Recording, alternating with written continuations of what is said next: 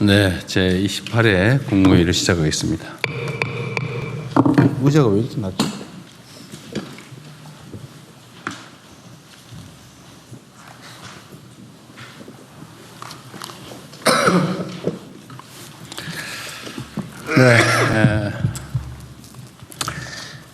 네, 내일부터 민선 9기 지방정부의 임기가 시작됩니다. 지방자치 개막 이미 31년인 것 같습니다. 이제 새로운 지방정부는 본격적인 균형발전 시대의 출발점이 되어야 되겠습니다. 모두가 아는 것처럼 현재 수도권은 지나친 과밀화, 또 전력, 용수, 토지 부족 때문에 엄청난 부작용을 겪고 있습니다. 지방은 부족해서 소멸하고 수도권은 넘쳐서 폭발할 지경이어서 이게 대한민국의 국가 경쟁력을 잠식하고 있는 건 모두가 알고 있습니다. 이것 때문에 각 지방의 특성을 감안한 획기적인 초격차 전략산업 다극화가 필요합니다. 이는 수도권을 위해서도 또 대한민국 국가 전체를 위해서도 반드시 가야 할 길입니다. 이런 측면에서 어제 발표한 대한민국 대도약 3대 메가 프로젝트는 차별과 배제, 불균형을 낳는 수도권 1급 체제를 극복하는 것인 동시에 전국이 고르게 성장 기회를 누리는 모두의 성장 시대를 여는 핵심 열쇠입니다. 무엇보다 대한민국의 더 큰 도약을 위해 담대한 결단을 내려준 기업인 여러분, 다시 한번 감사드립니다. 해외가 아닌 조국의 미래를 선택한 여러분의 결정이 틀린 결정이 되지 않도록 우리 대한민국 정부가 적극적으로 뒷받침하겠다는 약속을 다시 한번 드립니다. 정부의 각 부처는 지방정부와 긴밀한 협력을 바탕으로 이 큰 결단을 해준 기업들의 투자 활동에 조금의 어려움이 없도록 선제적이고 전폭적인 지원을 아끼지 말아 주십시오.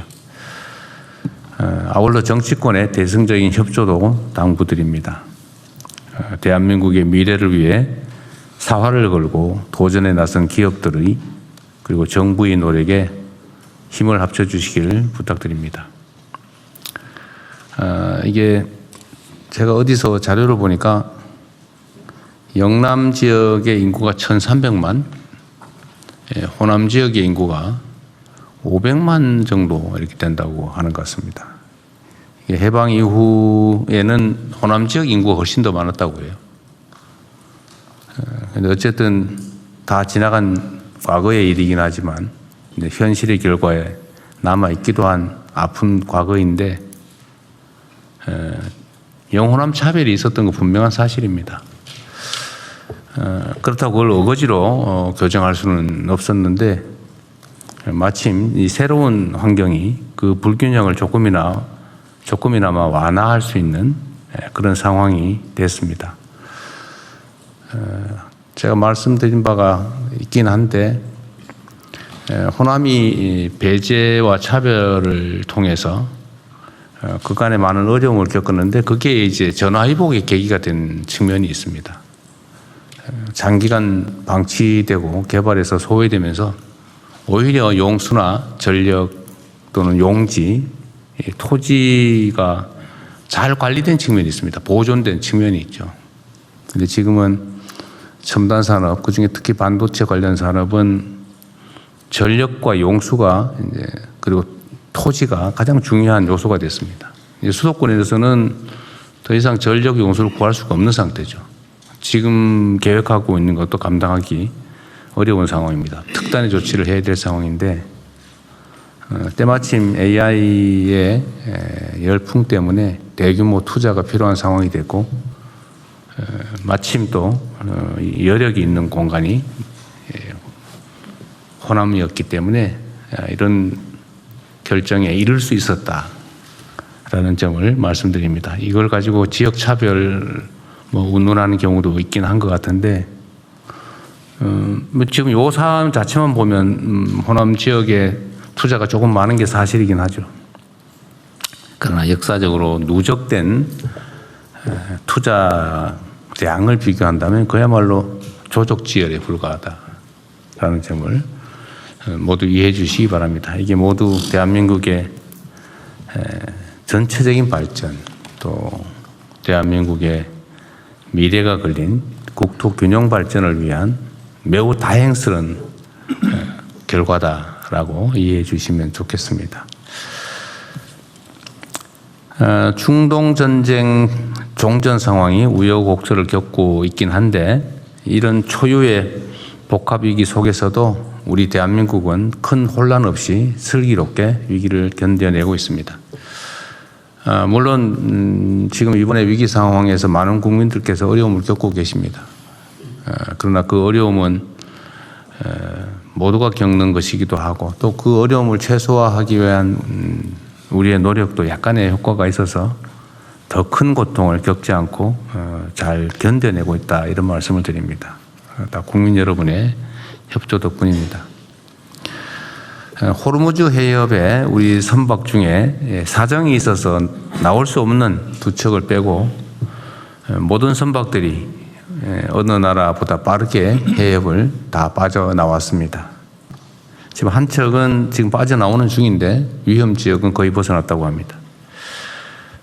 이 모두 정부를 믿고 힘을 모아주신 국민 여러분의 덕분이고 또 해수부, 외교부, 국정원 이런 관련 부처 공무원들이 참으로 애쓴 결과입니다. 다시 한번 감사드리고요. 그런데 아직 위기가 끝나지 않았습니다. 이 종전이 이루어진다 해도 세계 경제가 완전히 정상화되려면 상당한 시일이 소요될 것으로 봅니다.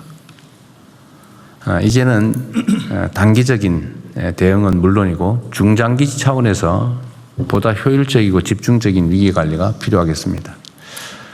상시적이고 체계적인 대처를 위해서 앞으로는 내각을 중심으로 비상대응 체제를 더 확실히 해주시기를 부탁드립니다. 그때그때 필요한 조치들은 신속하게 추진하고 또 에너지와 원자재 공급망의 다변화 같은 장기 과제들도 흔들림 없이 이어나가 주시기 바랍니다. 약간 소소한 문제라고 보여지긴 한데 이것도 쉬운 일은 아니어서 한 말씀 드리겠습니다. 지속 가능한 성장 동력 창출의 또 다른 기반은 실질적인 소비 능력 또는 소비 활력 제고입니다. 지난 1분기에 민간 소비가 회복 흐름을 보이기는 했는데 이를 더욱 가속화하기 위해서는 다양한 소비 진작 대책이 추가로 더 있어야 되겠습니다. 특히 전통시장과 골목상권 경기 활성화의 효과가 큰 지역화폐 활용도를 높이는 노력이 꼭 필요합니다. 그래서 이 하나의 좀 가능한 자원이 있어서 말씀드리는 겁니다. 카드 결제, 쇼핑, 멤버십 가입 이런 것들을 하면 소위 적립되는 포인트가 있습니다. 그런데 이 포인트 중에 사용되지 않고 있는 게 많습니다. 몰랐거나 아니면 쓸 수 없는 사정이 있거나 이래서 사용되지 않고 숨어있는 포인트가 수십조에 이른다고 해요. 이 수십조의 각종 포인트를 지역화폐로 전환하는 방안을 추진하면 좋겠습니다. 관련 부처에서 쉬고 있는, 숨어 있는 포인트를 어떻게 활용할지 적극적으로 방안을 검토해 주시기 바랍니다. 그리고 오늘은 약간 조금 특별한 날이긴 하죠. 우리 한성숙 총리 후보님 겸 장관님 고생 많이 하시죠. 큰 책임을 부담하는 그런 역할을 맡기 위해서는 또 국민들의 검증을 거쳐야 되니까요. 고생하셨습니다. 그리고 이제 조만간 특별한 사정이 없으면 총리가 교체되게 될 것 같은데 우리 김인석 총리님 그동안 고생 많으셨어요. 정말로 크게 국정에 도움이 됐고 전체적인 지휘를 너무 잘해 주셨어요. 지금 우리 정부가 만들어낸 여러 성과들이 있는데 그건 역시 이 내각의 우리 국무위원 여러분 포함해서 우리 총리님 역할이 가장 컸다고 생각합니다. 1년, 네, 이틀이 부족하다 그랬나요? 네. 이틀 남았습니다. 이틀 남았어요. 어쨌든 363일 된 모양이군요. 363일간 고생 많으셨습니다. 우리 고생하신 총리님한테 박수 한번 드릴까요?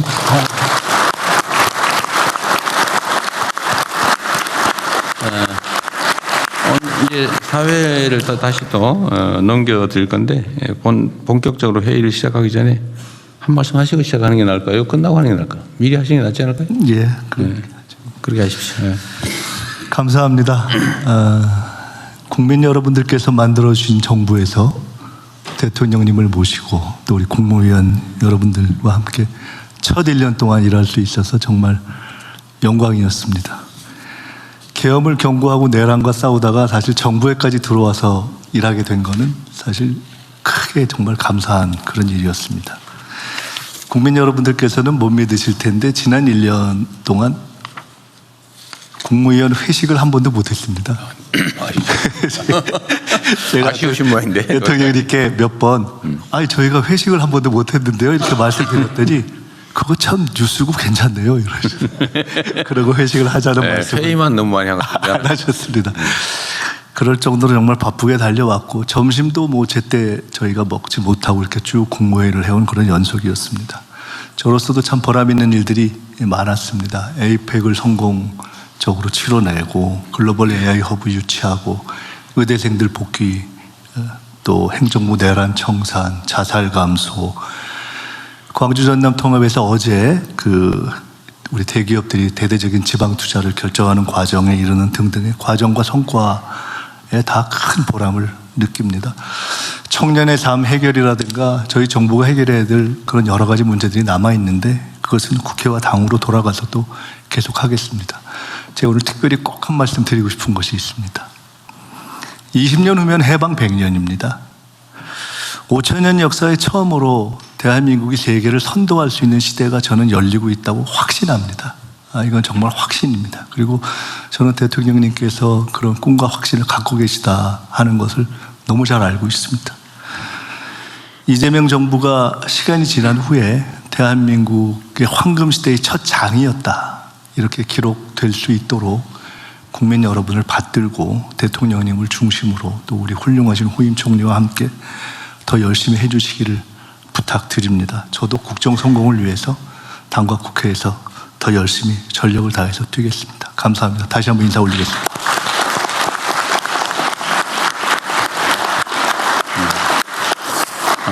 총리께서 뭐 많은 일들을 잘 해내셨는데 제가 높이 평가하고 싶은 특별한 사안이 하나 있습니다. 그게 자살자 감소예요.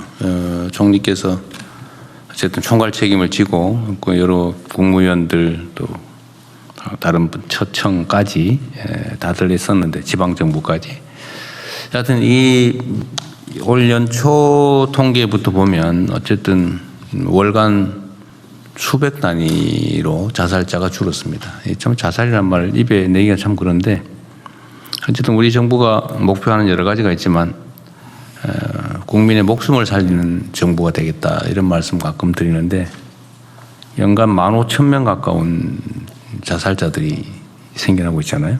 근데 어쨌든 그걸 시스템을 좀 정비하고 관심을 가지고 조금씩 노력한 게 성과가 나고 있는 것 같아요. 수백 명이 목숨을 구했다는 건 매우 의미 있는데 저는 그 점에 대해서도 다시 한번 감사드립니다. 수고하셨어요. 네, 이후 회의는 국무총리께서 진행해 주시겠습니다. 네, 그러면은 우선 현안 토의부터 하겠습니다. 중동 전쟁 관련 비상 국정 운영 및 대응 현황에 대해서 재경부 차관님부터 산업부, 금융위, 복지부, 외교부 장관님 순서대로 발제 부탁드립니다. 오늘은 전심 때 이전에 한번 끝내보도록 마지막 회의인데 네.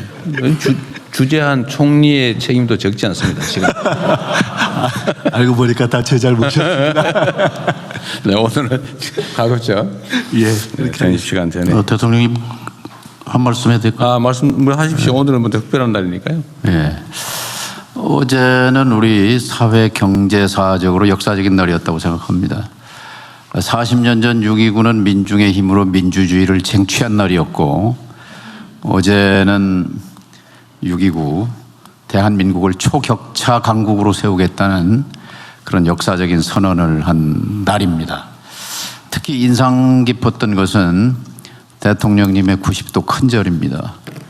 그것은 기업 대표에 대한 큰절이자 고생한 국민에 대한 큰절이었다고 생각합니다. 우리 대통령님과 국민을 위해 박수 한번 크게 보내주시기 바랍니다.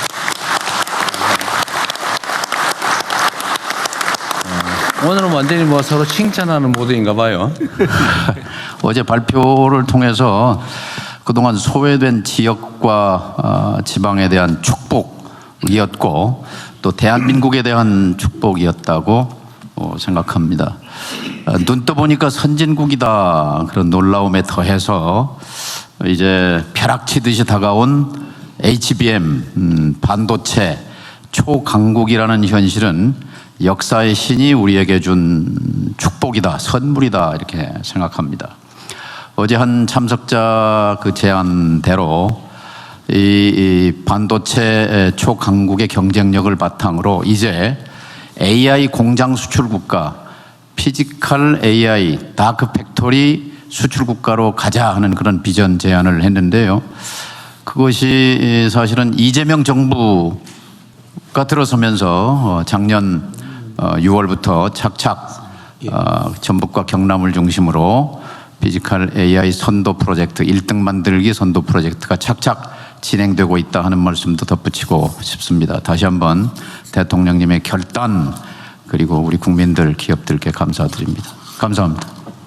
이게 아마도 전북은 좀 더 신경 써라 이런 취지로 좀 들리는데 바로 뭐 그런 뜻도 있습니다.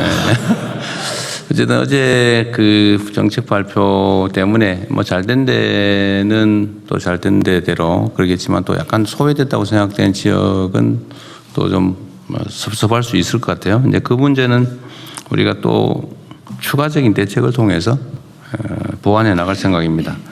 지금은 일단 주요한 거 몇 가지를 하고 지금은 AI가 중요해서 거기에 집중하고 있는데 그 외에도 지방 중심 정책은 계속 확대해 나갈 거니까요. 동네에서 너무 섭섭하게 생각하지 말라고 하십시오. 예, 기대하겠습니다. 네. 네. 예. 먼저 재경부 거시경제 물가 대응반 상황에 대해서 보고드리겠습니다. 먼저 거시 동향입니다. 미 이란의 무력 충돌 재개로 긴장감이 고조되었으나 상호 공격 중단 6월 30일 회담 개최 합의 이거는 밤 사이에 이란 외무부에서 수일 내 회의가 없다는 입장을 밝혀서 좀 어서트티가 있는 상황입니다.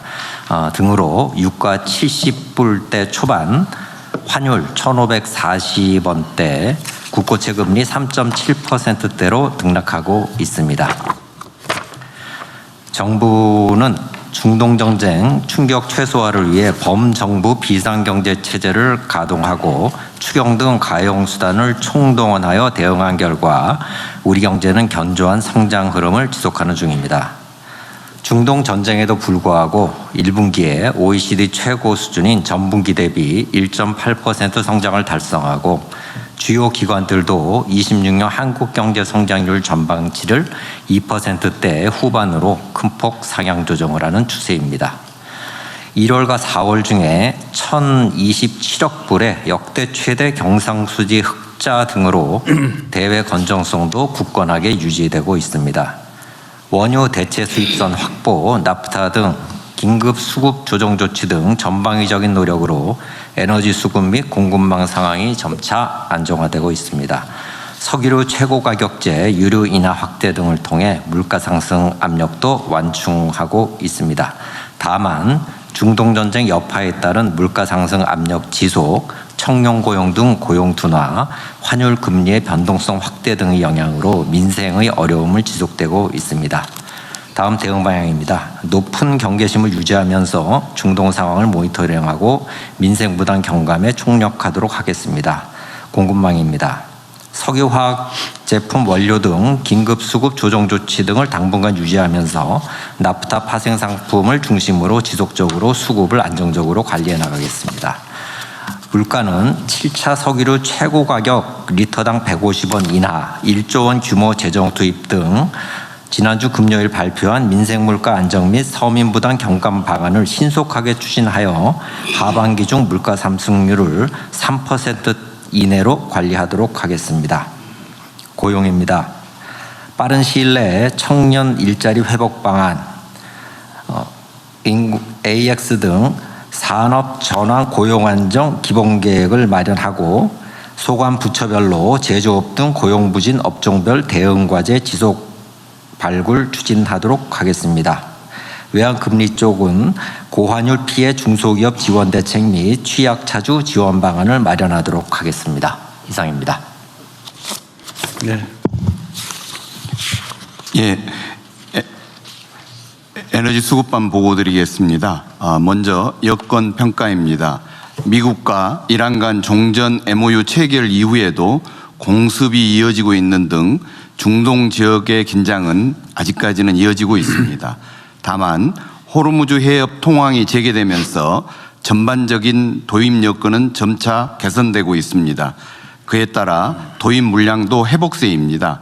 7월 원유는 전년 대비 100% 이상, 나프타는 95% 이상 확보하였으며 8월 원유 도입도 빠르게 상승하여 이미 90% 이상 확보 중입니다. 보건의료, 핵심 산업, 민생 품목 등 필수재 공급망도 전반적으로 안정세를 보이고 있습니다. 다만 일부 품목에서 미스매치에 따른 간헐적인 병목이 발생할 가능성은 아직 남아있는 만큼 상황을 계속 모니터링하겠습니다. 가격 측면에서는 민생 부담 완화를 위해 국제유가 하락분을 선제적으로 반영하여 지난 토요일 0시부터 최고 가격을 인하했습니다. 휘발유, 경유 등유 모두 6차 최고 가격 대비 리터당 150원씩 인하하였고 이에 따라 주유소 판매 가격도 하락하고 있습니다. 오늘 새벽 6시 기준으로 휘발유 1,961원, 경유 1,952원으로 지난 금요일 대비 리터당 45원이 인하되고 있습니다. 주말이 끼어 있어서 아직 주유소들의 재고 소진이 일정 시일이 필요하다는 측면을 고려할 때 이번 주부터 본격 하락분이 반영될 것으로 예상됩니다. 다음은 대응 계획입니다. 수급 안정 상황과 위기 경보에 따른 국민 불편, 경제 파급 효과 등을 종합 고려하여 자원 안보 위기 경보를 하향 조정하겠습니다. 원유의 경우 현재 3단계인 경계 단계를 2단계인 주의로 낮추고 LNG는 주의 단계를 전면 해제할 계획입니다. 수급 여건이 개선됨에 따라 원유 운임 차액 확대 지원, 비축유 수합, 나프타 대체 수입 확대 지원 등의 조치는 6월 30일까지만 운영할 계획입니다. 이 경우 남게 되는 중동 위기에 따른 완정화 조치로는 나프타 석화 제품 수급 조치하고 최고 가격제만 남게 됩니다. 수급 회복세에도 불구하고 특정 품목의 간헐적인 공급망 병목 가능성은 아직 남아 있어서 나프타와 석화 제품 수급 조치는 7월 이후에도 일단 지속하겠습니다. 아울러 기후부가 실시 중인 공공차량 2부제는 5부제로 완화하고 공영주차장 5부제는 해제할 방침입니다. 리터당 150원 인하했던 최고 가격제는 국제 유가 및 제품가의 가격, 국제 제품가의 가격 또 민생 부담, 물가 등을 종합 고려하여 해제 시기를 추후 검토토록 하겠습니다. 최고 가격 인하 효과가 시장에 빠르게 반영되도록 정부, 소비자단체, 공공기관 등과 함께 시장 감시도 강화하겠습니다. 또한 착한 주유소가 지속적으로 가격 안정의 선도적 역할을 하도록 홍보와 지원도 병행하겠습니다. 최고 가격제 시행에 따른 정유사 손실 보전을 위해 정산위원회 가동 등의 준비도 차질 없이 진행하겠습니다. 마지막으로 이번 중동 위기를 계기로 확인된 자원 공급망 취약점을 근본적으로 보완해 나가겠습니다. 말씀해 주신 도입선 다변화, 비축 역량 강화, 글로벌 자원 협력 확대 등 산업 자원 안보 강화를 위한 중장기 과제를 민간이 힘을 합쳐 조속히 추진하겠습니다. 이상입니다. 제가 뭐 하나 물어볼게요.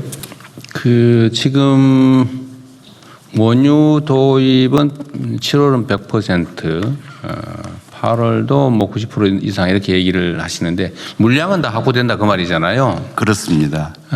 일단 가격은 꽤 높은 상태에서 떨어지고 있는 중이고 그렇습니다. 시간이 필요하다는 거고. 근데 하나 제가 궁금한 거는 지금 호르무즈 해협이 여전히 사실상 봉쇄돼 있잖아요. 예. 예를 들면 뭐 탈출하는 수준이지 자유롭게 통항은 못하는 상황인데 호르무즈 해협이 이렇게 사실상 봉쇄된 상태에서도 원유 공급이 정상화되고 있다는 것은 뭐 대체 수입선을 확보한 거라서 그런 건가요? 아니면 어떻게 가능하죠? 뭐 호르무즈 해협이 지금처럼 계속 봉쇄돼 있더라도 그럼 앞으로 원유 도입에는 문제가 없는 거예요? 예, 우선 중동과 비중동산으로 말씀드릴 수 있을 것 같은데 중동에서도 호르무즈를 거치지 않는 대체 원유 도입이 특히 사우디아라비아의 얀부항하고 또 UAE의 푸자이라 항을 통한 원유 공급이 완벽하게 증가를 하였습니다. 아, 그래요? 예. 그리고 또 하나는 조치해 주신 원유 도입선 다변화 지원 조치로 인해서 거기에 더해서 정유사하고 수합을 했던 제도까지 엮여지다 보니 미국산을 중심으로 한 비중동산 원유 수입들이 확실히 확대되었습니다. 그래서 이러한 효과가 나타나고 있습니다. 그렇군요. 그러면 지금 전에 중동 호르무즈 해협 의존도가 우리가 75% 정도라고 얘기했던 것 같은데 70% 정도였어요. 네, 지금은 어때요? 그럼 확 줄었겠네요?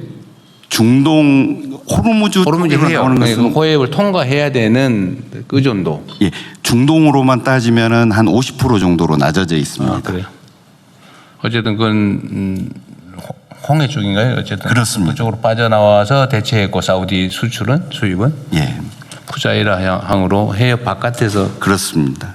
UAE 원유로 공급받고 있다. 예, 그 푸자이라 항은 지금 좀 설비 한계가 있는 모양이던데 그 계속 증설하고 있다는 거죠. 증설을 계획을 하고 있습니다. 증설 계획 중이라고요? 예. 알겠습니다. 앞으로 그러면 이 해협의 그 봉쇄나 이런 것들에 따른 구조적 위험은 많이 완화됐다고 봐야 되겠네요. 예, 그렇습니다. 다행이네요. 어쨌든 이거 다시 원상복구되지 않도록 대책은 계속 확고하게 만들어 주시고요. 이거 차량 2부제에서 5부제로 한다는데 사실 우리 공직자들이 너무 가혹하게 희생한 측면이 있지 않나요? 2부제면은 홀짝제를 했다는 얘기인데 그렇습니다. 반은 못 탔다는 얘기인데 5부제로 하면 5일 중에 4일 하루, 5일 중에 하루 이렇게 되는 건가요? 근무 기준으로 일주일에 한 번. 근데 이거 5부제나 10부제나 아니면 이제 해제하는 거나 그렇게 차이가 커요?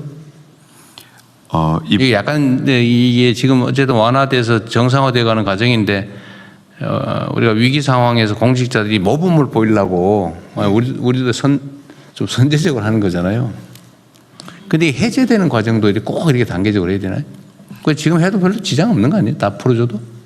예, 소비에 미치는 영향 쪽으로만 따지면 5부제가 하지 않는다 하더라도 크게 문제가 되거든요. 그러니까 내가 보면 그럴 것 같아요. 이게 이제 우리가 국민들께 앞으로 이렇게 소비를 줄이기 위해서 차량 10부제, 뭐 5부제 뭐 이렇게 해야 됩니다. 예. 우리가 먼저 공직자들이 하겠습니다. 이렇게 한 건데 이건 이제 시범 보일 필요가 없잖아요. 지금은 이제 완화되는 때는.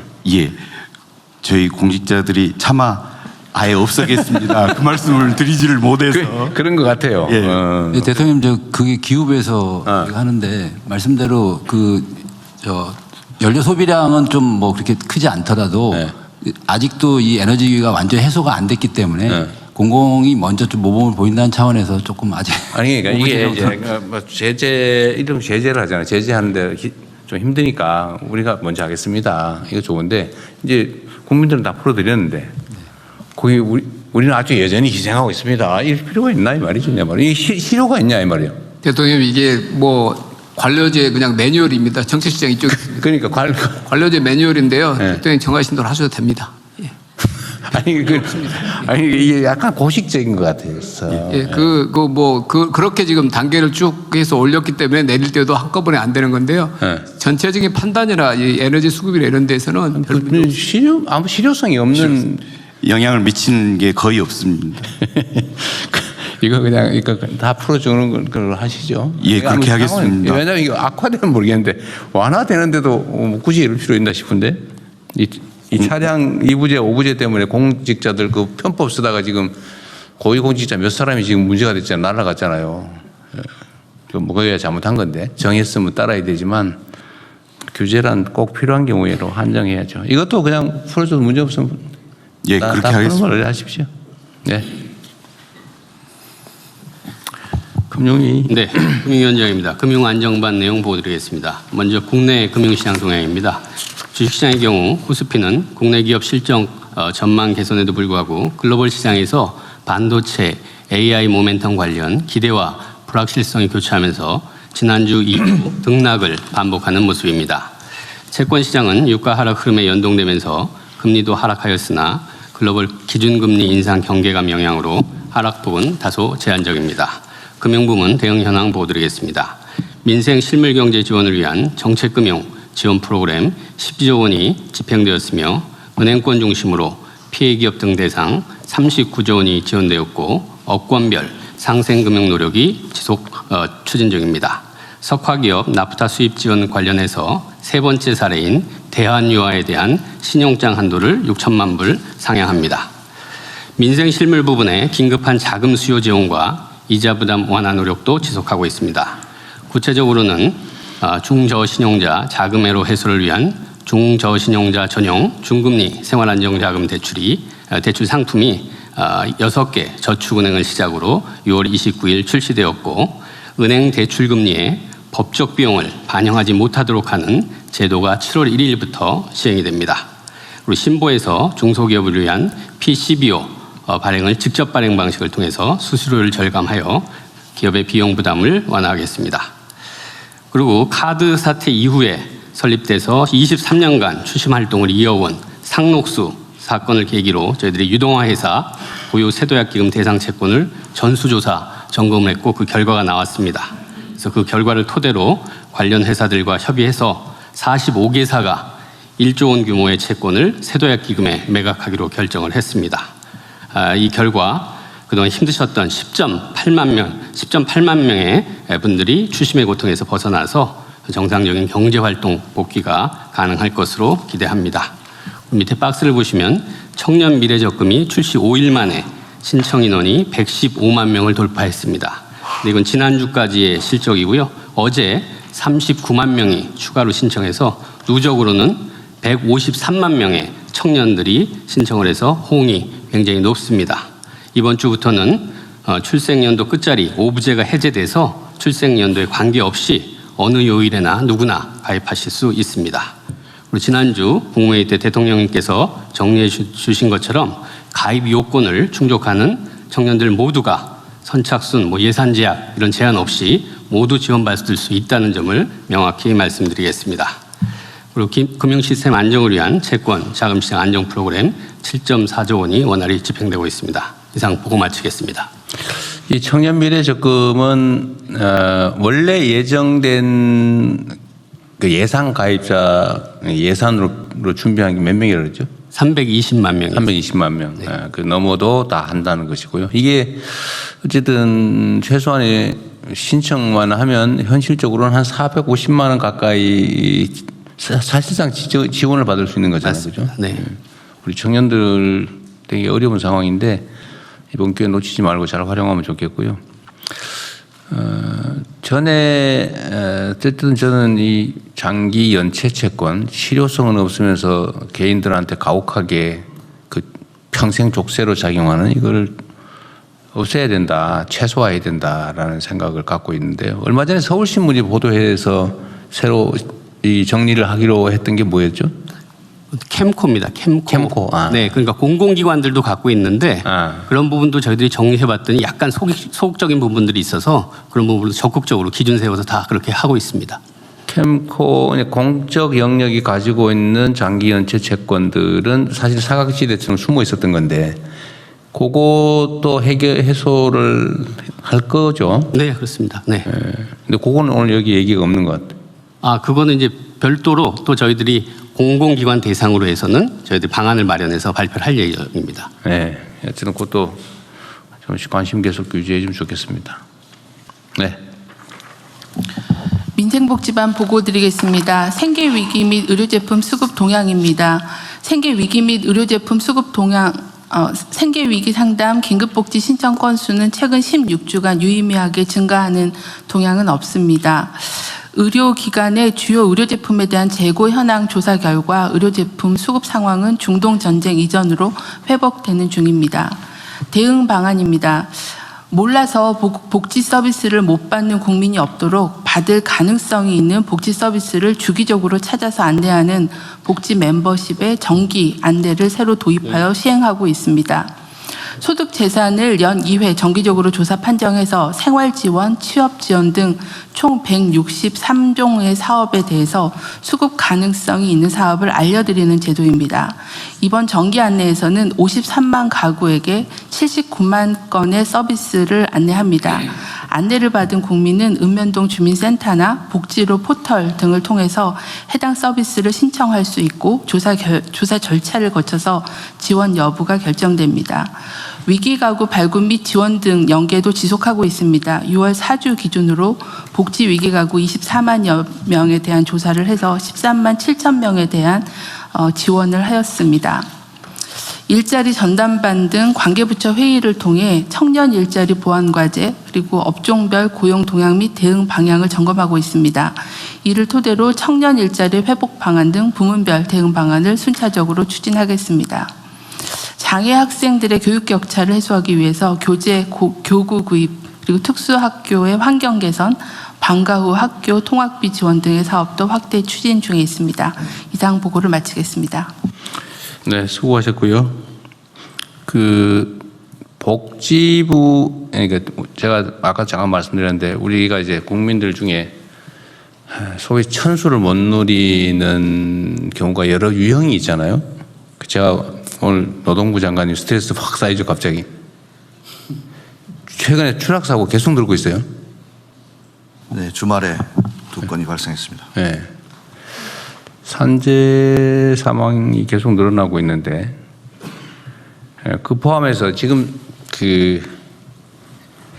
이런 좀 사망 유형, 그러니까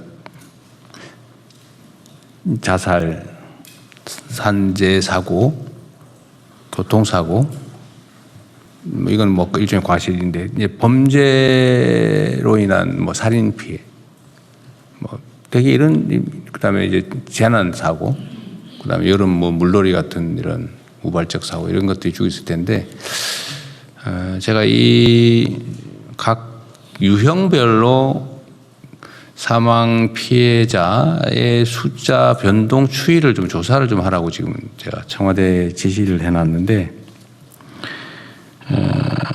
일단 경찰청 혹시 나오셨어요? 예. 요새 교통사고 사망자 추이는 좀 어때요? 교통사고 24년에서 25년도에 조금 늘었는데요. 금년도에는 작년에 비해서 조금 감소 추세입니다. 그게 그냥 맡겨놓고 통계만 내는 게 아니라 줄이기 위한 노력은 끊임없이 하겠죠. 예. 부단히 하고 있습니다. 그것도 유형별로 좀 찾아보면, 제가 전에 고속도로나 도로, 국도 이런 중에 사망사고 나는 데가 똑같은 데가 거의 비슷하게 다 재발하잖아요. 예. 다발하는 장소. 네, 다발 장소가 있게 마련인데, 예. 사실 똑같은 장소에서 똑같은 사고가 자꾸 난다는 거는 우리가 대비를 못했다는 뜻이거든요. 예.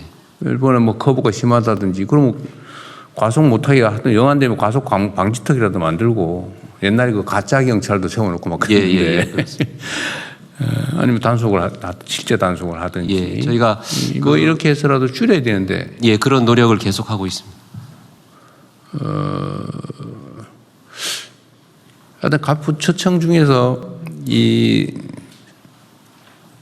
총리께서 그만두시니까 이제 저쪽에다 거의 총리한테 말씀을 드려야 될 것 같아요.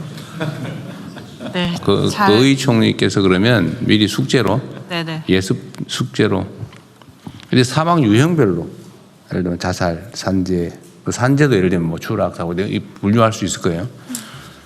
그 다음에 왜 발생하는지도 분석하고 그걸 각 부처청에서 각별히 관리를 좀 해주세요. 검찰청 나오셨죠 지금? 혹시 살인 사건이나 이런 것들은 좀 어떻습니까? 범죄로 인한 고의 범죄로 인한 사망.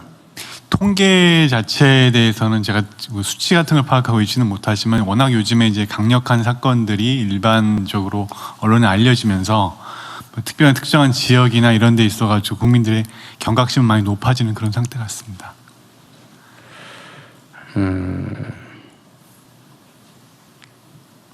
사실은 이제 예를 들면 고독사나 이런 것도 그 방치된 그 사망 있잖아요. 예를 들면 뭐 며칠 있다가 발견이 됐다 뭐 그런 거 복지부 장관님. 그런 그 유형들도 혹시 요즘 뭐 좀 보도 나는 건 좀 없던데 실제로는 좀 어떤가 싶은데. 고독사 통계가 25년에는 한 3,900명, 4,000명이 좀 안 되게 보고는 되고 있습니다. 그 사망했는데 방치돼 있는 네, 혼자 있다 사망한 사망했으니까. 경우입니다. 네, 방치 사례도 일부 있지만 혼자 있다 사망하면 시간이 문제 어쨌든 잠시라도 방치되는 거예요. 네, 그럴 수 있습니다. 그런 사례들도 어쨌든 뭐 그거는 이게 편수를 못 늘리는 건 아닌데. 네. 하여튼 그런 것도 한번 검토를 해보고 어쨌든 사망자를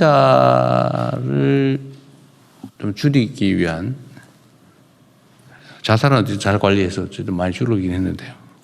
산재도 좀 줄긴 했죠. 오늘이 6월 30일 올해 반기 마지막 날인데 뭐 특별한 대형 사고가 없다면 퍼센테이지로 두 자릿수 이상의 감소폭은 계속 유지되고 있습니다. 어쨌든 뭐 노동부 장관께서 애를 많이 쓰셔가지고 뭐 줄은 건 사실인데 줄었는 중에서도 왜 덜 줄었냐 이 말이거든요. 대통령 말씀처럼 잘못됐다는 뜻은 아닙니다. 연습 잘하셨어요. 더 열심히 하겠습니다. 대통령님 뭐 짧지만 2주 동안 이제 관련 부처 이야기들을 들으면서 든 생각은 이제 자살 관련돼서 저희가 굉장히 오랫동안 잘 대책을 만들고 또 여러 부처들이 협업을 해서 이 원인을 분석하는 걸 좀 굉장히 전 잘했다고 생각합니다. 물론 청소년이나 청년 부분들은 더 봐야 되는데요. 지금 말씀 주신 것처럼 각 유형들의 좀 데이터를 보고 사람의 목숨 관련해서 데이터를 말씀드리는 게 좀 죄송하긴 하지만 또 한편으로 본다면 이 유형과 그리고 어느 시기에 왜 많은지 그리고 어느 지역에서 많이 나는지를 좀 다 보고 있습니다. 이 자살 같은 경우는. 그래서 이런 부분들의 유형을 다 모으고 각 부처들의 데이터를 모아서 저는 이거야말로 정말 데이터랑 AI 넣고 유형 분석해서 제대로 저희가 좀 들어가야 될 그런 부분이라고 생각합니다. 그래서 기술이 사람을 목숨을 살리는데 도움이 되는 굉장히 중요한 프로젝트라는 생각이 듭니다. 그러니까 이게 뭐 범죄든 뭐 어쨌든 과실이든 자살이든 아니 우발적인 뭐 재난 사고든 이게 사실 우리가 대비하는 데 따라서 많이 줄일 수 있거든요. 그래도 사실 마음 안 쓰고 방치해 놓으면 확 늘어난다고요. 그 전에 총리께서 말씀하셨지만 자살 문제의 최고 책임자가 관심을 갖고 있느냐 여부에 따라서 확 줄어든다고 그때 뭐 그렇게 보고 있잖아요. 그러니까 실제로 우리가 관심 갖고 지켜보고 또 예를 들면 희망을 얘기하고 우리 사회가 좀 더 나아지겠다 싶으면 절망이 줄어들면 자살이 줄어드는 거잖아요. 그래서 우리의 좀 이렇게 의도적인 노력에 따라 충분히 사람들의 목숨을 얼마든지 구할 수 있는 것 같아요. 근데 우리가 예를 들면 방임을 해가지고 무관심해서 살 사람이 죽는다 그런 일은 최소화해야 되겠죠. 어쨌든 요거는 좀 각별히 한번 챙겨봐 주세요. 우리 청와대에서 챙기고 있긴 한데 각 부처가 결국 해야 될 일이니까요. 네, 그러겠습니다. 네. 네, 다음 해외 상황관리관 보고 드리겠습니다. 미국과 이란 간의 협상은 최근에 다시 무력 충돌이 벌어짐에 따라서 당초 예정되어 있던 핵 문제 관련 후속 실무 협상이 지연되고 있습니다. 다만 양측이 오늘 카타르에서 그 회담을 개최한다고 하니까 지켜봐야 되겠습니다. 이 항의 에너지 관련 공급망 관련해서는 대통령님께서 모두에 강조하신 대로 장기적 대응 체제를 만드는 것이 매우 중요하다고 생각이 됩니다. 외교부는 중동 정세가 안정화되면서 기존의 중동 산유국과의 에너지 협력을 조속히 회복 또 재개할 수 있도록 준비하는 한편 중장기적으로 공급망 다변화하는 노력도 병행해 나가겠습니다. 이상입니다. 네. 어쨌든 외교부도 고생 많으셨습니다. 그리고 총리님, 제가 1년 동안 회식도 한 번 못했다고 그래서 그래도 밥은 한 끼 드리려고 내가 지금 준비하라고 했거든요. 근데 이게 지금 인원수 때문에 오늘은 국무위원들까지만 숫자를 좀 제한해가지고 전심 준비했다고 하니까 생색은 내고 가십시오. 감사합니다. 비상경제 관련해서 한 말씀 이제 마무리되는데 드리겠습니다. 사실 중동 전쟁 발발 이후에 대통령님께서 매우 신속하게 체제를 갖춰주셔서 저희들이 그 국제적으로 비교해보다 상당히 잘 대처를 한 것 같습니다. 최고 가격제, 매점 매석 금지, 공급망 다변화, 전쟁 추경 편성, 피해 지원금 다 저희들이 다방면적으로 대처가 잘 된 것 같습니다. 또 그런 점에서 국민 여러분들께서도 협조해 주셔서 대단히 감사드리고요. 근데 이제 앞으로 남아 있는 과제들이 물가 안정이라든가 공급망 개선 등등 있긴 합니다만은 어제 발표된 과제를 중심으로 해서 대통령님이 또 미래지향적인 또 큰 과제들을 집중력을 갖고 좀 집중해 가셔야 되기 때문에 중동 전쟁의 국면이 한 단계 변하는 상황이어서 이후로는 이제 오늘 이후로는 이제 회의를 대통령님 주재하시는 회의보다는 비상경제는 총리와 내각 중심으로 하는 회의로 전환시키고 이렇게 가는 것이 좋을 것 같습니다. 네, 그렇게 그래도 될 것 같아요. 네, 그렇게 하는 것이 좋을 것 같다는 말씀을 드립니다. 자, 그러면은 다음은 부처보고로 넘어가겠습니다. 의뢰 협상력 강화를 위한 제도 개편 방안을 공정거래위원장 중소벤처기업부 장관님께서 순서대로 보고해 주십시오. 예, 본안건은 중소벤처기업부, 고용노동부 등 관계부처와 함께 마련한 것으로 중소기업, 소상공인 등 경제적 약자들이 연합해서 대기업 혹은 중견기업과 대등하게 협상할 수 있도록 공정거래법을 개편하는 것입니다. 공정거래법상 금지된 공동행위의 예외를 인정하는 것이 법 개정의 주된 내용입니다. 단체 협상은 허용하되 부작용을 최소화하도록 민관 합동 TF를 구성해서 논의해 왔었고요. 이해관계자의 의견을 폭넓게 수렴했습니다. 우선 중소기업 소상공인 단체 협상 허용 방안을 말씀드리겠습니다. 국내 사업자의 98.2%를 차지하는 소기업과 소상공인들만 참여하는 단체 협상의 경우 공정위에 통지만 하면 심사 없이 담합 규정의 적용을 면제할 것입니다. 협상 상대방은 대기업과 중견기업이고 공정위의 통지 즉시 5년간 효력이 인정됩니다. 소비자 이익에 현저한 침해가 발생할 경우에는 향후 금지 명령을 내릴 수 있도록 했습니다. 다음 페이지에 소기업보다 규모가 큰 중기업이 포함되는 단체 협상의 경우 소기업에 비해서 시장에 미치는 영향이 크기 때문에 거래상 지위와 관련된 최소한의 신고 요건을 추가했습니다. 그리고 신고 수리 후 3년간 효력이 있습니다. 이들 중기업 단체가 대기업 혹은 일정 규모 이상의 중견기업을 상대로 할 때만 단체 협상, 단체 행동을 허용할 것입니다. 다만 단체 협상이 소비자 피해로 이어지지 않아야 합니다. 소비자 이익의 침해나 공익 침해 같은 부작용 발생의 우려가 클 경우에는 특례 적용을 중단할 수 있도록 사후 통제 장치도 함께 마련하였습니다. 그러나 이 경우에도 사후 통제 전에 이루어지는 행위에 대해서는 면책됨을 명확히 해서 중소기업의 법적 부담은 최소화하였습니다. 허용되는 행위 유형과 관련해서는 사업자 간 가격, 거래 조건, 거래량, 거래 지역 등에 대한 합의와 정보 교환이 모두 포함되고 공동 납품 거부와 같은 단체 행동까지도 교섭력 강화를 위해서 원칙적으로 허용됩니다. 다만 입찰 담합의 경우는 제외하고 보이콧으로 인해서 소비자 피해와 같이 중대한 부작용이 발생할 경우에는 보다 강한 사후 통제 장치인 임시 중지 명령 부과를 통해 신속히 대응할 것입니다. 이번 제도 개편을 통해서 우리 경제에서 매우 높은 비중을 차지하는 중소기업, 소상공인들의 소상공인들이 담합으로 처벌될 우려 없이 단체 협상, 단체 행동을 할 수 있는 여건이 마련될 것입니다. 대등한 협상력을 통해 약자가 보다 유리한 거래 조건을 확보할 수 있는 여건이 마련되도록 했습니다. 예를 들어서 배달앱 입점 상인들이 배달 플랫폼과 수수료, 정산 주기 등의 거래 조건을 하기 위해 단체 협상을 활용할 수 있고, 하도급 기업들도 대기업의 납품 단가 인하 요구 등에 대해서 공동 대응할 수 있습니다. 다음으로 노동조합에 대한 공정거래법 적용 제외 방안을 말씀드리겠습니다. 단체 행동을 허용하는 대상은 설립 신고된 노동조합 및 소속 노동자, 설립 신고되지 않았더라도 법원 판결 및 노동위원회 결정으로 지위를 인정받은 노동조합 및 소속 노동자, 그리고 특수고용직으로 분류되는 노무 제공자들입니다. 이들의 단체 행동을 공정거래법 적용 대상에서 제외함으로써 이들이 공정위 제재를 걱정하지 않고 노동권을 행사할 수 있게 하였습니다. 이번 제도 개편을 통해서 헌법상 기본권인 노동 3권을 보다 실질적으로 보장할 수 있게 될 것입니다.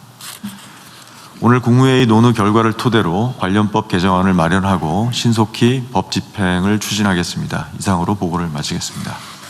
네, 준비를 아주 잘하셨군요. 어쨌든 이 단계를 보장하되 담합으로 악용되지 않게 하는 게 중요한데 그건 잘 준비하신 것 같네요. 네. 그리고 이제 우리가 어떤 소위 개혁 조치를 할 때는 이걸 우리가 잘하는 것도 중요한데 이걸 제도화하는 게 중요하거든요. 이제 제도라고 하는 거는 이제 선의의 권한을 가진 선의인 사람들인 경우는 사실 제도가 필요 없어요. 잘할 테니까요. 철인 지배가 사실 제도를 필요로 하진 않죠. 그런데 언제나 최악의 경우를 대비한 게 제도인데 악용되지 않도록 또는 다시 돌아가지 않도록 하는 조치가 필요합니다. 이게 법제화하는 건 정말 잘하신 것 같아요. 근데 그 이전에라도 무슨 지금 국회 상황이 어떨지 몰라서 그런데 우리가 준비하고 있는 온갖 개혁 조치들이 결국 입법으로 이제 확정이 돼야 되는데 이게 사실은 입법이 많이 지연되고 있잖아요. 잘 안 되고 있어요. 근데 그 사이에는 사실 못하다 보니까 자꾸 문제가 발생하는데 그 전에라도 제가 다시 한번 강조를 드리는데요. 다른 부처청도 마찬가지입니다. 이 제도라고 하는 거는 반드시 법률로만 해야 되는 건 아니에요. 이게 헌법이 있고 법률이 있고 그다음에 이제 시행령 규칙 예를 들면 업무 지침 이런 게 쭉 미개별로 지방자치단체는 조례 규칙이 있겠지만요. 이 모든 건 반드시 법으로 해야 된다. 그거 아닙니다. 그래서 다 법에 의존하거든요. 그래서 이게 법 제도가 완비되지 않으면 못하는 경우도 있죠. 법에 명시가 되어 있는 경우. 그런데 그게 법에 명시가 되어 있지 않으면 그 법률의 취지에 반하지 않는 범위 내에서 시행령이나 규칙을 만들 수 있다고요. 헌법 원리상. 그래서 입법이 안 되더라도 잠정적 조치로 예를 들면 지침을 만들든지 시행령을 대통령령을 만들든지 불령을 규칙으로 불령을 만들든지 아니면 업무 지침 같은 걸로 충분히 일은 할 수 있거든요. 금지되지 않았다면. 다른 부처청도 마찬가지입니다.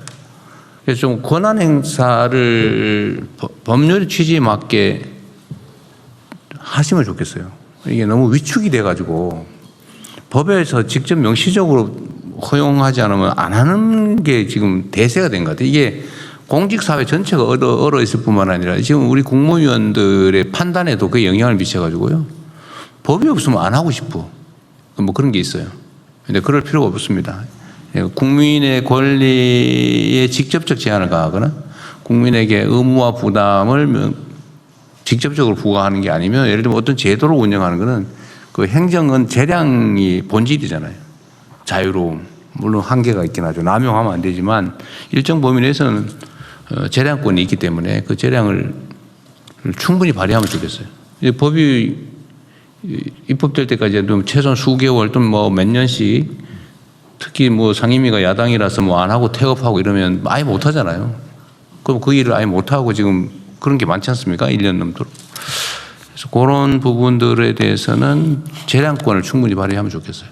법제처도 그런 거 적극적으로 좀 권장을 해가지고요. 예, 그렇지 않아도 먼저 대통령님 말씀이 있으셔갖고 네. 각 부처에서 지금 그 추진하고 있는 법안들을 저희가 전수조사했습니다. 아, 그래서 전부 다 스크린에서 말씀하신 대로 시행령이나 이렇게 고시 같은 것으로 지침으로 가능한 부분들은 출연해서 각 부처하고 협의했는데 지금 각 부처에서 가장 애로사항으로 불수용 이유로 제기하는 게 예산 획득이 이제 상대적으로 굉장히 어렵다는 그게 이제 가장 큰 법률에 의한 뭐 정책이나 업무가 아니면 예산 배정이 안 된다 그런 거예요? 그게 아무래도 예산 획득이 어려운 실질적으로는.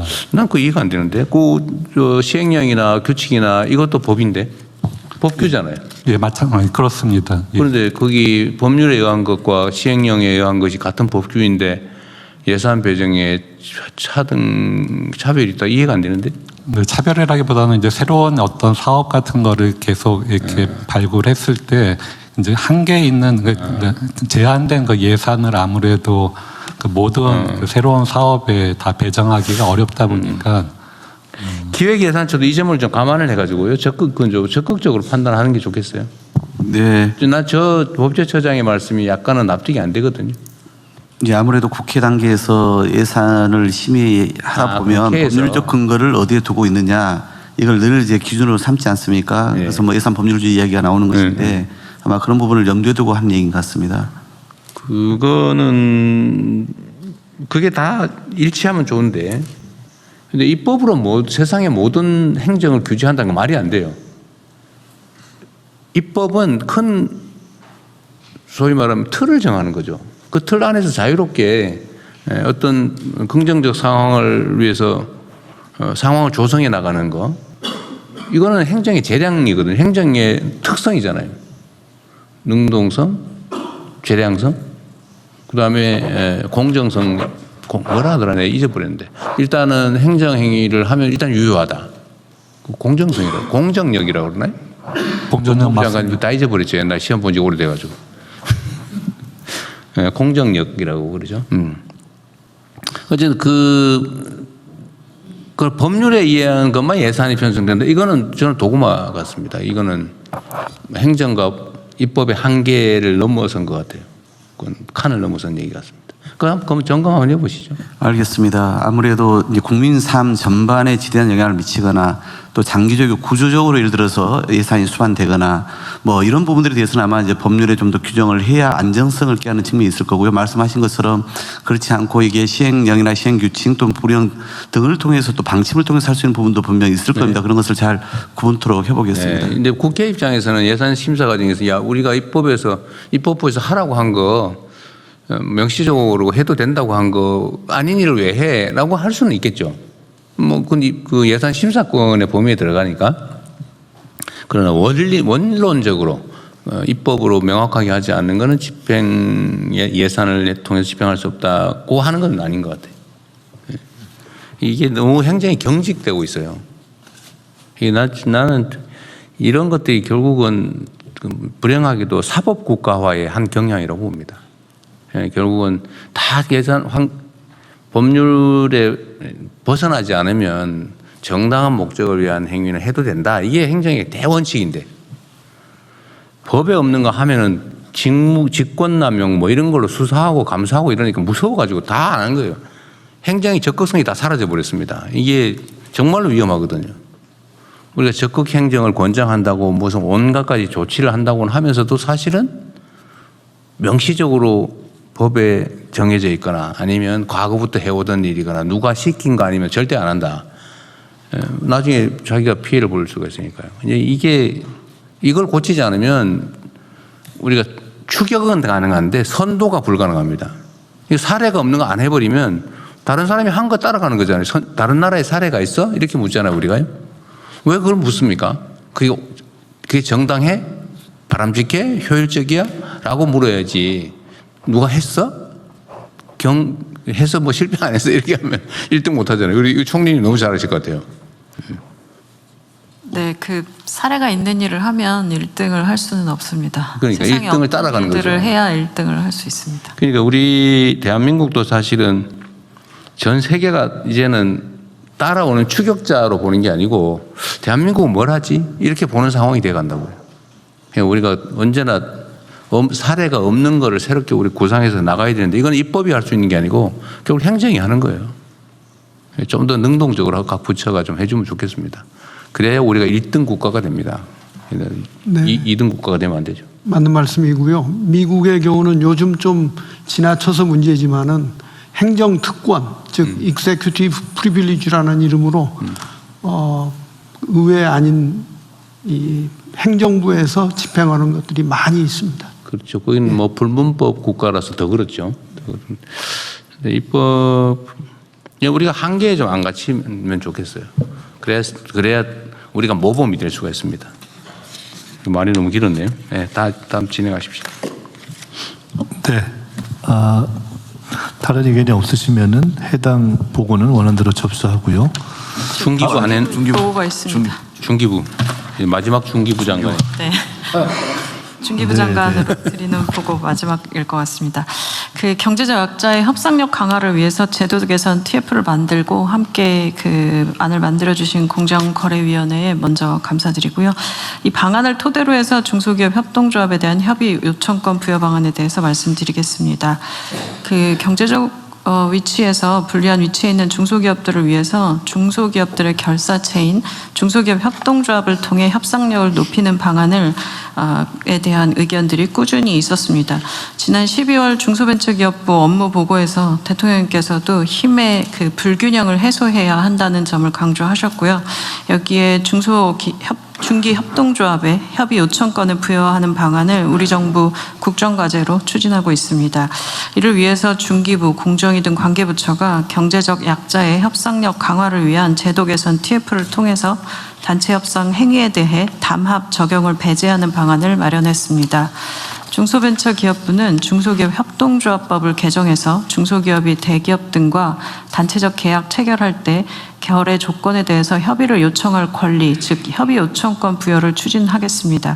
그리고 대기업 등 거래 상대방이 협의 요청에 반드시 응하도록 의무화하고 만일 협의 요청에 응하지 않을 경우에 대해서는 협동조합은 중기부에 조정 신청을 해서 협의 요청이 실제 협상으로 이어지도록 보완할 예정입니다. 공정위와 함께 마련한 담합 배제 방안을 통해서 이러한 협의 요청 관련 행위들은 담합 예외가 적용될 것이고 중소기업의 협상력 강화와 공정거래 질서가 조화를 이루도록 제도를 마련하겠습니다. 이미 국회에서 발의된 개정안이 있습니다. 이를 중심으로 해서 협의 요청권 부여를 위한 중소기업 협동조합법 개정을 추진하겠습니다. 이상으로 보고 마치겠습니다. 네. 예, 대통령님, 노동부 장관입니다. 네.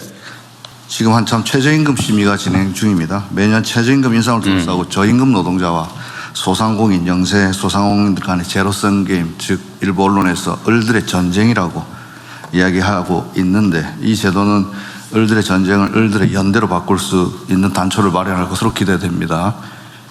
이것은 실질적인 경제민주화라고 저는 생각합니다. 저임금 노동자는 시장으로 나오면 소비자이고 이 소상공인은 비임금 노동자입니다. 우리 경제가 직면하고 있는 양극화, 특히 내수 부진은 동네 상권 붕괴를 막기 위해서는 지역화폐 등 여러 가지 조치도 필요하지만 근본적으로는 저임금 노동자들의 소비 여력을 올려줘야 되는데 이것은 자영업자의 비용으로 직결됩니다.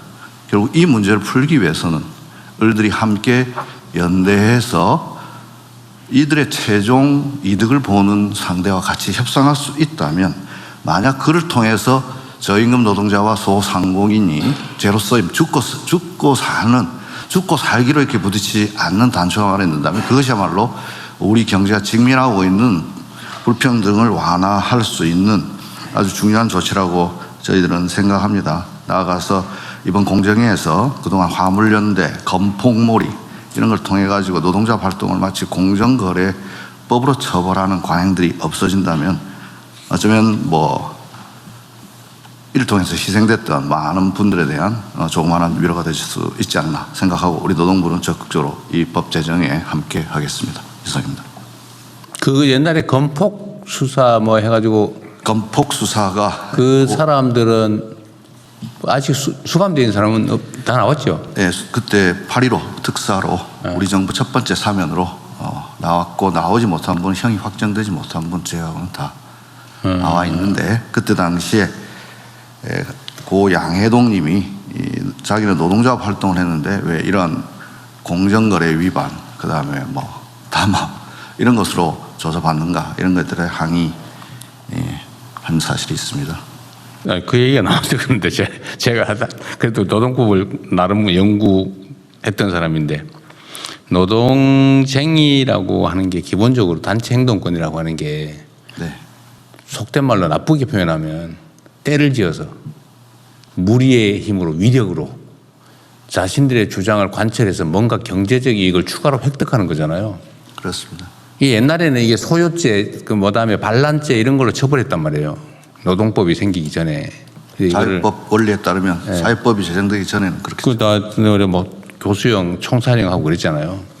근데 그 후에 이제 노동조합법의 노동관계법이 생겨나면서 이제 단결 교섭 행동권이 생겼는데 이거를 건설 노동자들이 왜 때를 지어가지고 저 업주한테 압박을 해가지고 왜 추가로 돈을 받아냈냐? 이 공갈 뭐 이런 걸로 좀 처벌했잖아요. 그렇습니다. 근데 다 난 그게 어떻게 난 법원에서 유죄가 나는지 이해가 안 되는. 그래서 그런 것들은 다 법원에서 임금이라고 다 판정을 받았으면. 그러니까 무슨 뭐라더라 무슨 비? 예, 그게 뭐 있어요. 저기간에 뭐 관리비 비슷한. 그런데 그걸 받는 걸 다 처벌을 했는데 그거는 임금이라고 하면서도 단체 행동을 통해서 임금을 더 받거나 요구를 한 건데 그거를 폭력행위로 처벌했잖아요. 그렇습니다. 원시 국가로 되돌아갔던 거죠.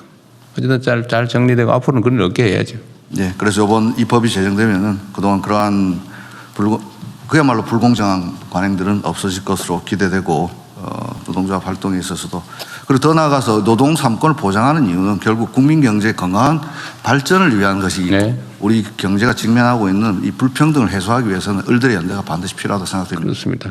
경제적 약자들, 사회적 약자들에게 어쨌든 단체로 힘을 모아서 대등한 교섭을 할 수 있게 해주고 이게 이제 합리적 의사결정, 합리적인 자원 배분이 가능하게 해서 그 사회 발전, 경제 발전을 사실 가능하게 하는 거죠. 근데 그 힘의 균형이 무너지면 독점하고 그다음에 과욕을 부리게 되고 어쨌든 자원이 비효율적으로 사용되면서 그 사회가 발전을 못 한다고요. 그래서 만든 제도인데 그렇습니다. 잘 지키도록 하십시오. 네, 그렇게 하겠습니다. 뭐 마침 청와대 수석도 같은 조직 출신 아닙니까? 잘 모시도록 하겠습니다. 네. 네, 그러면은 원안대로 접수하고 넘어가겠습니다. 사회연대 경제발전 종합계획을 행안부 장관님 보고해 주십시오. 네, 사회연대 경제발전 종합계획을 보고 드리겠습니다. 사회연대 경제가 지역 문제 해결과 공공서비스 공급의 핵심 주체로 성장할 수 있도록 20개 관계부처와 함께 146개의 과제를 담은 종합계획을 마련했습니다. 내일 민선국이 지방자치정부의 출범을 앞두고 이 계획을 보고드리게 돼서 대단히 의미 있다 생각을 합니다. 왜냐하면 정책은 중앙정부에서 만들지만 실제로 사회연대 경제 종합계획이 실행되는 것은 지방 정부와 함께 이루어질 수 있기 때문입니다. 그러면 분야별로 주요 추진 과제를 보고드리겠습니다. 먼저 공공판로와 성장을 지원하겠습니다. 공공서비스 위탁 시 우대 근거를 마련하고 돌봄, 환경 등 적합사무를 발굴, 또 우수 모델 확산을 추진하겠습니다. 전수조사 결과 17,000건의 위탁사무 중에 약 5%를 이 사회연대 경제 기업에 위탁하고 있습니다. 보건복지 분야가 53%로 가장 비중이 높았습니다. 이를 토대로 위탁 우대 방식과 선도 사례를 담은 안내 지침을 지방정부에 배포하고 평가와 재정 인센티브로 확산을 유도하겠습니다. 또한 공공구매 확대를 위해 의무 구매 제도를 도입하고 입찰 보증금 면제 대상을 확대하는 한편 경영 컨설팅, 사업화 자금, R&D 등 기업 성장을 지원하겠습니다. 다음 페이지입니다. 돌봄, 주거, 에너지, 농어촌 등 생활과 밀접한 4대 분야에서도 선도 모델을 만들겠습니다. 먼저 지역 중심 통합 돌봄을 뒷받침하기 위해 통합 지원 협의체 등 지역 내 통합 돌봄 거버넌스에 사회연대 경제 조직이 참여하도록 하고 종합 서비스를 제공하는 컨소시엄 모델도 개발 제공하겠습니다. 또한 사회주택 공급을 확대하는 데도 기여하겠습니다. 사회연대경제 조직이 위탁 운영하는 특화 임대주택 공급을 확대하고 남양주 별내의 위스테이와 같은 공공지원 민간임대 사업의 신규 공모를 추진하겠습니다. 또한 햇빛 소득 마을을 연 700개 이상 차질 없이 조성하고 농어촌 지역에는 농촌형 조직 500개소 이상 육성을 통해 지역의 부족한 서비스를 보완하겠습니다. 다음입니다. 청년 사회연대경제 리더 양성에도 힘쓰겠습니다. 일경험 프로그램과 현장 경험 연계 교육 등을 통해 사회연대경제 직업 경로를 마련하고 청년 마을, 청년 기업 지원도, 청년 마을 기업 지원도 확대하겠습니다. 다음으로 사회연대금융 생태계 조성에도 힘쓰겠습니다. 기금 조성과 투융자 사업을 지원하는 전담 기관과 중개 기관을 지정하여 운영하는 한편 임팩트 펀드 조성과 대출 규모 확대를 통해 금융 접근성을 높여 나가겠습니다. 끝으로 제도적 기반을 마련하겠습니다.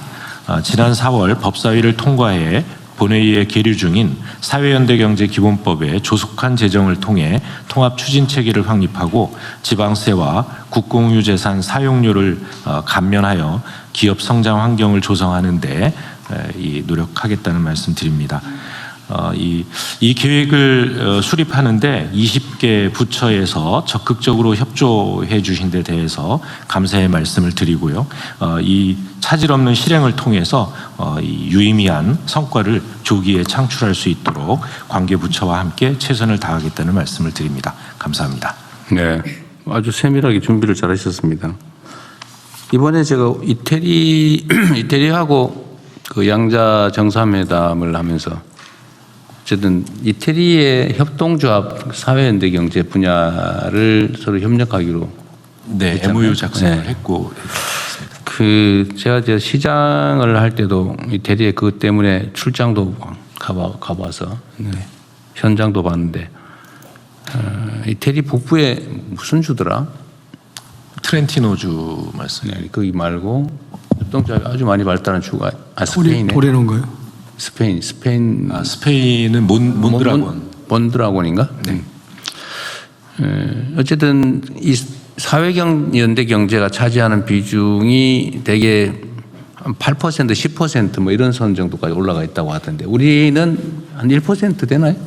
저희 0.2%? 예, 저희는 1%가 채 안 됩니다. 안 되죠. 예, 그런데 이번 계획을 통해서요. 그래서 2030년까지 EU 국가의 평균인 그러니까 GDP 6% 내지 7%까지 그러니까요. 확대시켜 나갈 계획을 세우고 있고요. 그 다음에 2035년까지는 EU 내에서 사회연대 경제의 선진국이라고 하는 이탈리아나 스페인, 프랑스와 같이 GDP의 10% 규모까지 이 사회연대 경제 규모를 확대할 계획을 가지고 그러니까 이게 협동조합이라고 하는 게 사회 공동체에 매우 도움이 되잖아, 그죠? 네, 오로지 돈을 벌기 위해서 누군가의 돈을 벌기 위해서 누군가는 거기에 도움이 되고 임금을 받고 이게 주류이긴 한데 아니면 창업을 하든가 이게 주류이긴 하지만 그게 아니고 이게 구성원 모두가 대등하게 동등하게 모두를 위해서 공익을 위해서 경제 활동을 하는 것도 가능하다는 걸 보여줘야 되잖아요. 네. 그런데 이게 경험과 좀 의지라고 그럴까?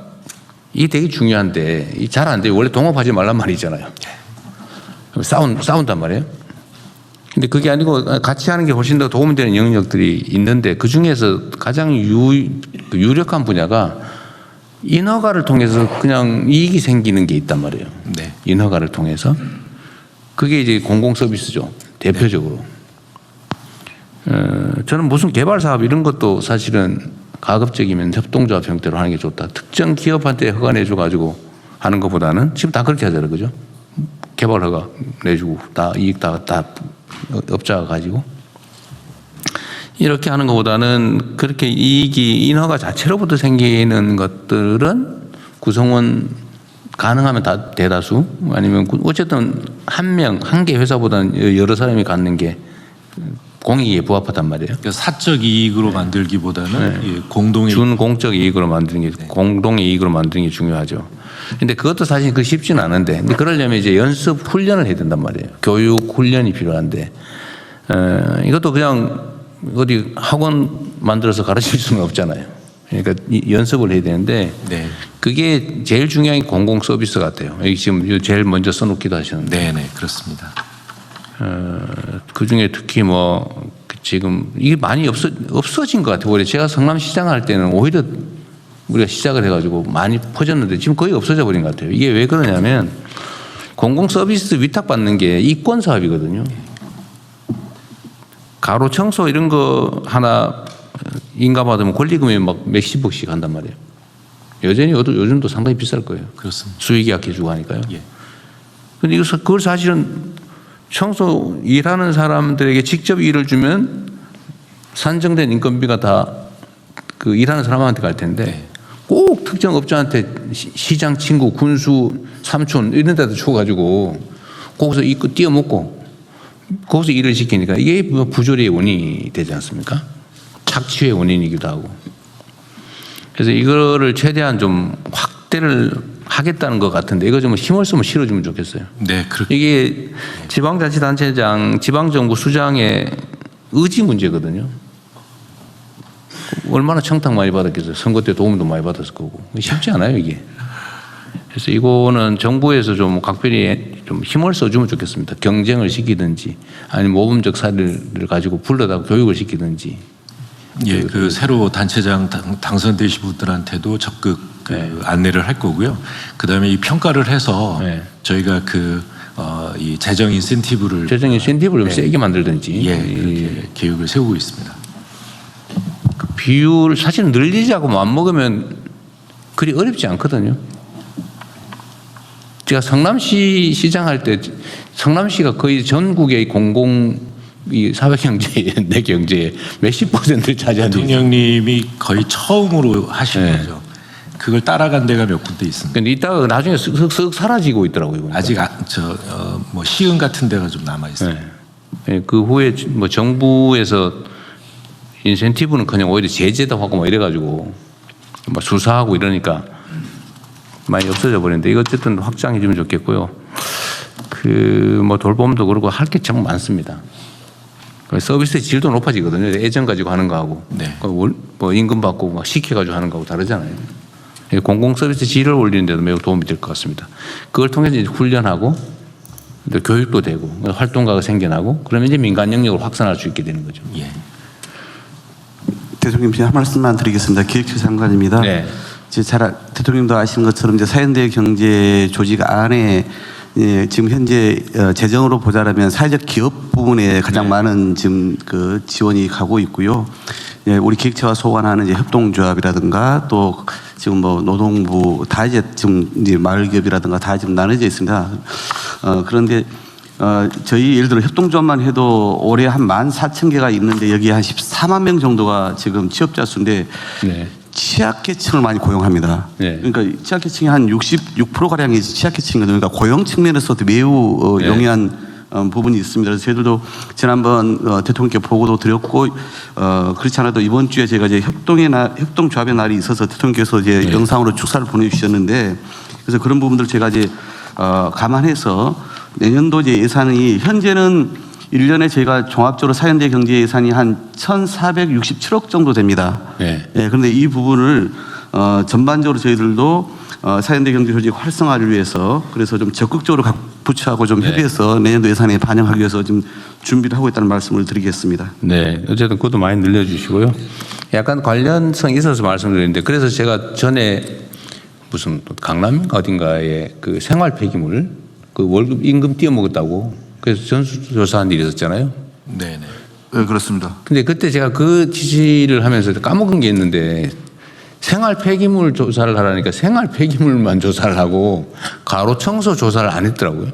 그래서 가로 청소 부분도 조사를 하라고 지시를 했는데 혹시 네, 그 받으셨어요? 조사 다 마쳤습니다. 다 마치셨어요? 예. 그건 좀 어땠어요? 제가 지금 오후에 보고를 받고. 오늘 오후에 받겠어요. 예, 그럼 나중에 얘기해 주시고요. 마쳤다는 것까지만. 예. 어쨌든 이게 꽤 있을 겁니다. 그것도 뭐 중간 띄어먹은 게 띄어먹을 수밖에 없어요. 띄어먹으라고 원래 하는 거거든 그게. 어쨌든 그런 일 안 생기게 좀 하셨으면 좋겠습니다. 그게 왜 특정인이 중간에서 띄어먹습니까? 뭐 한 게 있다고? 그 보면 너무 황당해. 아니 대한민국이 문명 국가잖아요. 공공 서비스를 줬는데 일하는 사람한테 줘야지 왜 중간에 꼭 하나 걸쳐가지고 거기서 띄어먹게 하냐고요. 그래서 그거 잘 챙겨보시기 바랍니다. 네. 네. 어쨌든 이건 대폭 좀 늘리면 좋겠어요. 사회적 경제 영역은. 네. 네. 해당 보고도 원한 대로 접수하겠습니다. 이 정부의 정책 홍보 영상 상영 순서입니다. 그런 거 또 있어요 오늘. 금융위원회 영상 소개해 주시죠. 네. 지난주 국정홍보점검회의에서 우수 사례로 선정된 청년 미래적금 홍보 동영상 쇼츠를 소개해 드리겠습니다. 이 아마도 청년 미래적금 상품이라는 게 주 고객이 청년인 만큼 이 홍보도 정부 부처의 언어가 아니라 청년의 언어로 그다음에 정부 부처의 방식이 아니라 청년의 방식으로 한번 소통해보자. 이게 출발점이었습니다. 그래서 청년들이 많이 찾는 입시 진로 상담 유튜버들과 또 재테크 또 전문 유튜버들이 있더라고요. 거기 함께 참여해서 자산 형성 관련해서 청년들이 자유롭게 토크하는 그 과정의 정책 내용을 좀 담았습니다. 그래서 본편은 굉장히 깁니다. 20분짜리인데 그래도 20만 회가 조회가 됐고요. 오늘 보실 거는 20분이 아니라 쇼츠로 짧게 한 건데 그건 한 90만 회 조회가 돼서 큰 호응을 얻었습니다. 그다음에 보시면 청년들이 이 필요한 정보를 자기들이 어떻게 좀 그거를 공유하고 소통하는지 아마 그걸 한번 보실 수 있을 것 같습니다. 한번 보시죠. 20만에 하니까 그랬다가 90만에 하니까 이렇게. 네. 청년 미래적금 19세부터 34세까지 한도라고 부를 수 있겠죠. 월 50만 원입니다. 만기는 3년입니다. 그러면 혜택이 뭐냐? 세금을 안 냅니다. 세금 없는 것만 가지고는 살짝 서운하죠? 뭘 줄까요? 뽀찌 떼준다. 직관적으로 금융위원회에서 하는 건데 뽀찌를 떼준다는 미친 적금 뽀찌 떼줄만 해요. 자, 청년 미래적금이면 뭘 떼주죠? 기여금을 줍니다. 기여금. 이 기여금은 최대 12%를 얹어줍니다. 내가 50 넣을 때 한쪽에서 월에 6만 원이 6만 원을 넣어줍니다. 같이 들어간. 오. 미국의 S&P 500의 과거 평균 수익률이 12.2%입니다. 일반 적금을 해가지고 요거랑 똑같은 혜택을 받기 위해서는 한 19% 나와야 돼요. 19% 차이가? 주변에 친구들한테도 얘기하고요. 처음 만나는 친구 안녕하세요. 혹시 청미적 국가에서 나오신 분 아니죠 오늘? 그만큼 사실은 전문가분께서 보셨을 때도 굉장히 매력적인 적금 상품이다 이거는. 네, 잘 만들었네요.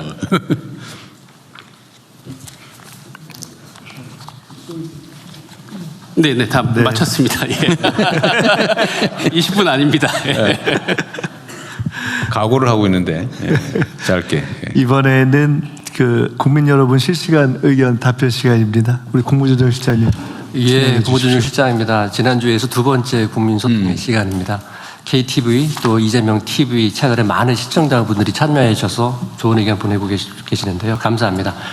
먼저 모두 말씀 관련입니다. LTA님이 지역 균형 발전은 국가 100년 대계라고 의견을 주셨고 유저지 M님은 새벽 총리님 고생 많으셨습니다. 감사합니다. 라고 말씀 주셨습니다. 제가 드릴 말씀을 대신한 것 같습니다. 다음으로 중동 전쟁 관련입니다. ZX님이 이부제 탈출 야호라고 의견을 주셨습니다. 많은 분들이 공감하실 것 같습니다.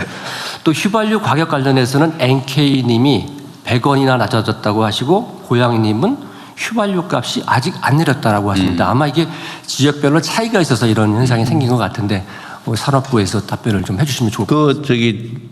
뭐라더라? 착하디 착한? 이제는 그거 없어지는 거예요? 아닙니다. 착하디 착한이 2개가 됐고 이제 최고 가격제가 월 단위로 하다 보니까 7월 말에 추가 발표가 있을 것 같습니다. 답변 되신 거예요? 예. 안건의 의견이 있었습니다. 덕이 홍씨님 등 많은 분들께서 KR 2심 사기 사건 조사해 달라고 요청을 주셨는데요. 이 건은 아마 경찰청 확인이 좀 필요할 것 같은데 답변이 안 되시면 아마 추후라도 사기 사건? 뭔 사기 사건? KR 2심 폰지 사기 피해라고 본인 사기? 폰지 사기라고 폰지 사기. 아, 네. 예. 전국에 한 2, 3만 명이 아마 이런 사건에 노출돼 가지고 날벼락 맞았다 이런 기사가 있었다고 합니다. 그 경찰청이나 검찰청이 혹시 이거 수사하고 있는지 한번 혹시 아는 거 있으세요?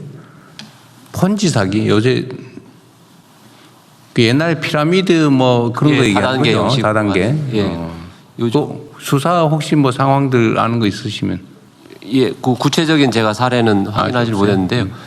한번 챙겨 보십시오. 뭐 예, 그런 게 예. 있나 본데. 예. 예. 아마 외국인 관광객들도 아마 이심 판매 때 몇 킬로 해가지고 수출할 때 4단계 사기 의혹이 있다고 아마 기사가 나온 것 같은데요. 그거 포함해가지고 한번 조사를 해봐야 될 것 같습니다.